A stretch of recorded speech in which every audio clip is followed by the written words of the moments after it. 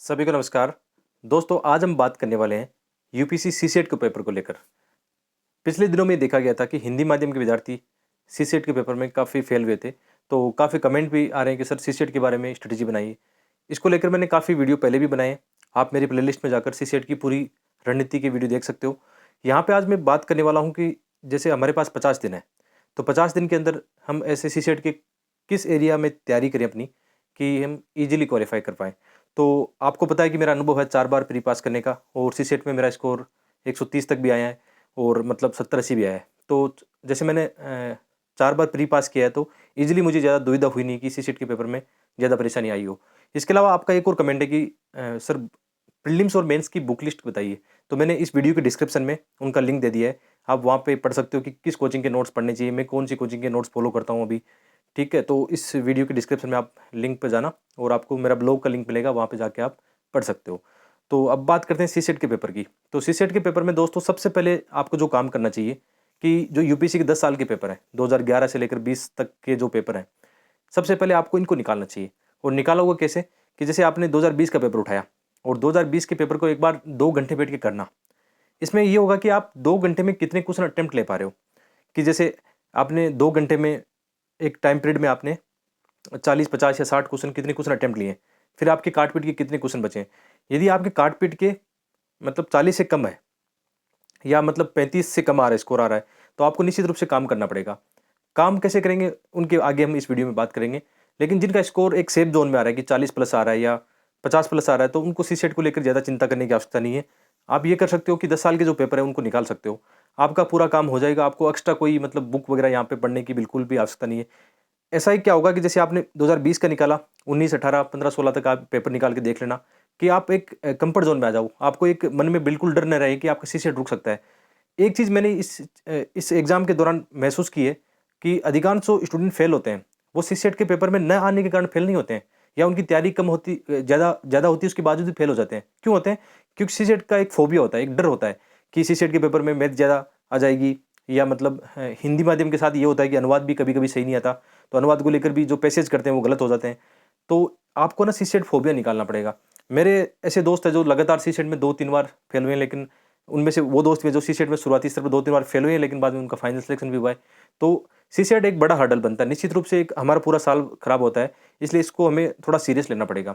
अब बात आती है तैयारी की। सबसे पहले तो मैंने बता दिया कि आपको 10 साल के पेपर निकालने हैं और यहाँ से आपको ये पता लग जाएगा कि आपको किस एरिया में तैयारी करनी है। जैसे मैं बात करूँ कि हिंदी माध्यम के विद्यार्थी जिनका मैथ अच्छा नहीं है, तो आप पैसेज मतलब अच्छे से बनाना सीखिए। पैसेज में यूपीएससी क्या करता है, यहाँ पे हमारे लिए 2 चुनौतियाँ हैं। एक चुनौती हमारे लिए है कि एक तो लैंग्वेज को लेकर है कि अनुवाद सही नहीं है, तो हम उसको थोड़ा सही नहीं समझते हैं और दूसरा ये है कि क्वेश्चन डायरेक्ट नहीं आते हैं।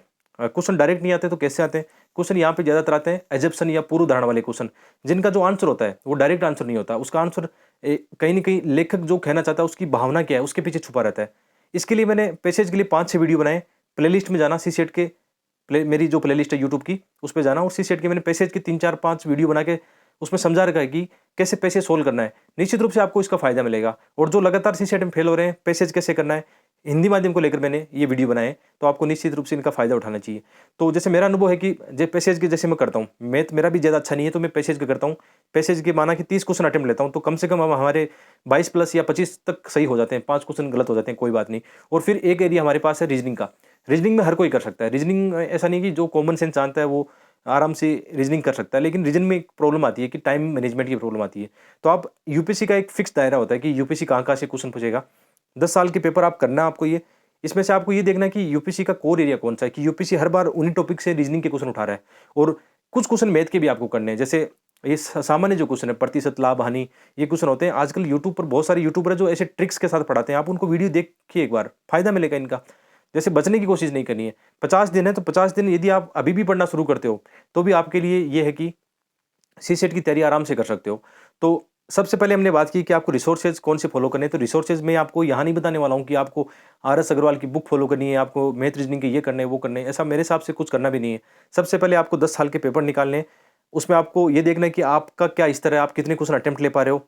आपके साथ कौन-सी समस्या आ रही है, टाइम मैनेजमेंट आपका सही हो रहा है या नहीं हो रहा और किस एरिया में आपको काम करने की आवश्यकता है। जैसे आपको मैथ और रीज़निंग नहीं आता, तो यूट्यूब पर ऐसे बहुत सारे मतलब मेरे हिसाब से वीडियो हैं, बहुत सारे टीचर ऐसे पढ़ाते हैं और आजकल अच्छी तरीके से पढ़ाते हैं। मतलब पहले तो हमारे पास संसाधन नहीं थे कि अच्छी वीडियो कहीं फ्री में उपलब्ध हो। आजकल यूट्यूब पे आप देखना कोई नहीं कोई टीचर अच्छा पढ़ाता होगा, या यार 1000-1500 रुपए की कोई पढ़ा रहा है सीसेट है ना, तो ज्वाइन कर लीजिए। मतलब इसमें मैं बच्चों को हमेशा सलाह देता हूँ। वैसे मैं कोशिश ये करता हूँ कि कोचिंग से बचिए ना, कोचिंग में ज़्यादा मतलब फ़ायदा मिलने वाला नहीं है, लेकिन सीसेट के अंदर मतलब निश्चित रूप से करना चाहिए यदि आपको कोई टीचर मैथ रीजनिंग पढ़ा रहा है। तो वैसे आजकल मैंने देखा है कि मार्केट में सीसेट की जो है जो कोचिंग है 1000-1500 रुपए में, आप देख लीजिए। मुझे इसका आइडिया नहीं कि कौन सी अच्छी अभी कोचिंग बेस्ट है इस मामले में। आप खुद सर्च कीजिए या यूट्यूब पर आप देख लीजिए कि आपको कोई मतलब अच्छे से मतलब मैथ और रीजनिंग पढ़ाई, तो आप वहाँ से देख सकते हो। पैसेज के मैंने बताया कि कुछ मेरा अनुभव लीजिए। बाकी पैसेज में एक आपको सलाह देता हूँ, करके सीखोगे, यानी 10 साल के पेपर आप करके सीखोगे। आपने जो गलतियाँ की पैसेज में, आपको समझ में आ जाएगा आप कहाँ गलतियाँ कर रहे हो, अपनी गलतियों को पकड़ो। पैसेज में और कुछ नहीं है दोस्तों, पैसेज में एक ही चीज़ है कि आप कहाँ गलतियाँ कर रहे हो। जैसे आप देखना, मेरा एक प्रैक्टिकल सुझाव आपके लिए होगा कि आप कोई पैसेज करते हो, अब उस पैसेज में ये बात करो कि आपका क्वेश्चन गलत क्यों हुआ। ऐसे 5 क्वेश्चन आपने गलत किए, छठा क्वेश्चन आपका गलत नहीं होगा। आपको पता लग जाएगा कि आप जो क्वेश्चन कर रहे हो डायरेक्ट क्वेश्चन कर रहे हो, एकदम जो सामान्य दृष्टिकोण है उससे क्वेश्चन कर रहे हो। कुछ क्वेश्चन सामान्य दृष्टिकोण से भी सही होते हैं, लेकिन सभी क्वेश्चन ऐसा नहीं होते हैं। यूपीएससी थोड़ा इसमें लॉजिकल एनालिसिस ज़्यादा करता है। तो जो क्वेश्चन की जो भावना होती है, वो उसके पीछे की जो छुपी हुई लेखक की भावना होती है, वो उसमें आंसर होता है। ठीक है, तो आप पैसेज में गलत करो यार, 50 पैसेज गलत करो, कोई बात नहीं, एक बार करके देखो एक बार। एक ये बात हो गई। एक आपने ये देखा होगा कि यूपीएससी के 2011 से पैटर्न से पहले भी है ना, जो जीएस का पेपर लगता था, तो उसके अंदर भी मैथ रीजनिंग के 25 क्वेश्चन आते थे। और वहाँ से मैंने हमेशा तैयारी की, और वहाँ से कुछ क्वेश्चन तो रिपीटेशन है उनका, मतलब रीजनिंग और मैथ के जो क्वेश्चन आते हैं। तो आप 1995 से लेकर 2010 तक जो क्वेश्चन आते हैं उनका आप पढ़ सकते हो। इसके लिए मैं आपको सजेशन देना चाहूँगा कि जैसे अरिहंत की जो गाइड आती है, जिसमें जीएस के 1995 से लेकर 21 तक के प्रश्न पत्र आते हैं, या कोई भी और गाइड जो आप पढ़ते हो, ठीक है, उसमें आपको ये क्वेश्चन पुराने वाले जो क्वेश्चन है मैथ रीजनिंग के, ये मिल जाएंगे। और इनको निकालना, क्योंकि यहाँ से रिपीटेशन है, और आपको ये भी पता लग जाएगा कि यूपीएससी हमेशा से किन एरिया में काम करता है, किन एरिया पर ज़्यादा फोकस करता है। तो मेरी तैयारी का तो यही मतलब मामला रहता है। जैसे मैं अभी नेक्स्ट ईयर अटेम्प्ट लूँगा, तो उसमें मेरा ये रहता है कि सीसेट को कैसे पढ़ूंगा। मैं कोई बुक वगैरह नहीं उठाऊंगा। हाँ, कुछ जैसे मैथ रीजनिंग में देखना हो, तो मैथ रीजनिंग में बेसिक चीज़ें तो करनी पड़ती है। चाहे आप आर एस अग्रवाल बुक से करो, लेकिन बुक से कई बच्चों के समझ में नहीं आता, तो यूट्यूब से कर लेंगे, कोई नहीं कोई पढ़ाता है उनसे कर लेंगे। मतलब यही मेरा फार्मूला रहेगा कि मैथ रीजनिंग रीजनिंग तो खुद कर लेंगे, रीजनिंग में तो कहीं कोचिंग की आवश्यकता नहीं पड़ती है। तो रीजनिंग खुद कर लेंगे, पैसेज खुद कर लेंगे। थोड़ा सा मैथ सीखना है, तो मैथ में यार यही है, छोटी छोटी बातें हैं। हर साल यूपीएससी लाभ, हानि, औसत, प्रतिशत, चक्रवर्ती ब्याज वगैरह यहीं से क्वेश्चन पूछता है। कोई बड़े क्वेश्चन भी नहीं है, 8 तो 10th लेवल की जो मैथ पूछता है। तो इसमें डरिए मत। एक मेरा प्रैक्टिकल सुझाव ये रहेगा कि जैसे आप एग्जाम देने जाते हो, तो एग्जाम के दौरान एक तो गर्मी बहुत होती है। चलो इस साल तो सितंबर में है तो थोड़ी, लेकिन इस समय भी ह्यूमिडिटी बहुत ज़्यादा रहेगी, मतलब बहुत ज़्यादा। मतलब सेकंड पेपर में, एक तो फर्स्ट पेपर आपका मतलब कैसा होता है पता नहीं, फिर सेकंड पेपर में ये होता है कि मेरे साथ भी ऐसा होता था, बहुत सारे एस्पिरेंट के साथ ऐसा होता है कि गर्मी में, जैसे मई जून में एग्जाम लगता था, तो उस दौरान गर्मी बहुत होती थी। तो दिमाग वैसे भी मैथ रीजनिंग में आप जानते हो कम काम करता है, विशेषकर जो आर्ट्स बैकग्राउंड के, ह्यूमैनिटीज बैकग्राउंड के, या जिनका हिंदी माध्यम रहा है। तो मेरा ये रहता था कि यार ठंडा पानी पास में रखता था, और थोड़ा सा ऐसे एंजाइटी फील होती थी, ठंडा पानी पी के आराम से कूल होके एग्जाम देनी है। जितना ज़्यादा कूल रहोगे, उतना ही आप आसानी से इस पेपर को निकालोगे। मैंने ये देखा है कि जो मेरे साथ ही फेल होते थे, या जिस साल मेरे सीसेट में कम मार्क्स हैं, उस साल कहीं न कहीं मतलब ये मन में था, डर हो गया था कि यार एग्जाम निकलेगा नहीं निकलेगा। तो ऐसा कोई मतलब मन में डर मत रखिए, बहादुर बनिए। इस मामले में ये होता है कि यूपीएससी यहाँ पे आपका एक एप्टीट्यूड चेक कर रहा है, मतलब एक आपकी साहस की भावना या आपकी जो निडरता की क्वालिटी है वो चेक कर रहा है, ठीक है? और ये आपकी सोचने समझने की क्षमता है, मानसिक जो सतर्कता है, यूपीएससी हर जगह चेक करता है, प्री मेंस इंटरव्यू में चेक करता है। तो सीसेट आपके लिए पहला मतलब एक बैरियर बन सकता है, यदि आप इसको सही से थोड़ा समझते नहीं हो।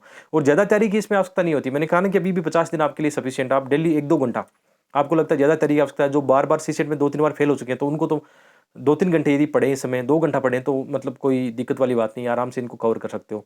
तो ये मेरे हिसाब से एक सीसेट को लेकर स्ट्रैटेजी थी। पहले भी मैंने वीडियो बनाई, आप प्लेलिस्ट में जाना, 2-3 वीडियो, शानदार वीडियो बना रखे हैं। आपको निश्चित रूप से इनका लाभ मिलेगा, यही प्रैक्टिकल सॉल्यूशन होता है। फिर आपको लगता है कि कोई टेस्ट, मॉक टेस्ट देना है, तो मार्केट में ऐसी बहुत सारी कोचिंग है जिनकी फ्री फोटोकॉपी मिलती है, उठा के 5-10 टेस्ट दे लिए। लेकिन सबसे पहले प्राथमिकता किसको देनी है? कम से कम पहले यूपीएससी के 10 साल के पेपर है, जैसे आज आपने आज शुरू करोगे, तो 10 दिन लगातार आपको क्या करना है, यूपीएससी के 10 साल के पेपर है उनको देना है। उससे आपको एक आइडिया लग जाएगा कि आपका कितना स्कोर जा रहा है, आपको कहाँ पे काम करने की आवश्यकता है। फिर आपके जो यूपीएससी के मैंने पुराने वाले बताए, 1995 से लेकर 10 तक, 2010 तक बताएं, ये आपकी जो प्री की गाइड है, मैं बता रहा हूँ अरिहंत की जो गाइड है, अरिहंत की गाइड का लिंक मैं नीचे दे दूंगा डिस्क्रिप्शन में, आप वहाँ से परचेज कर सकते हो ऑनलाइन। बहुत अच्छी गाइड है, जैसे आपकी दिशा या अन्य जो पब्लिकेशन उनसे ज़्यादा बेटर इनका एक्सप्लेनेशन है।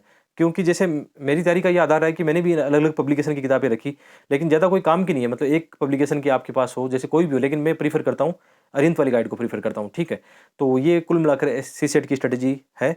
और ऐसे ही मतलब लेसन हम लगातार लाते रहेंगे। आप कमेंट करना कि किस टॉपिक पर आपको वीडियो चाहिए, और आपकी क्या भूमिका है यार, इनको लाइक शेयर करते रहना। मतलब आपकी जिम्मेदारी बनती है कि अपने दोस्तों के साथ इनको शेयर शेयर करो, चैनल को सब्सक्राइब करो, ठीक है, बहुत बहुत धन्यवाद, थैंक यू।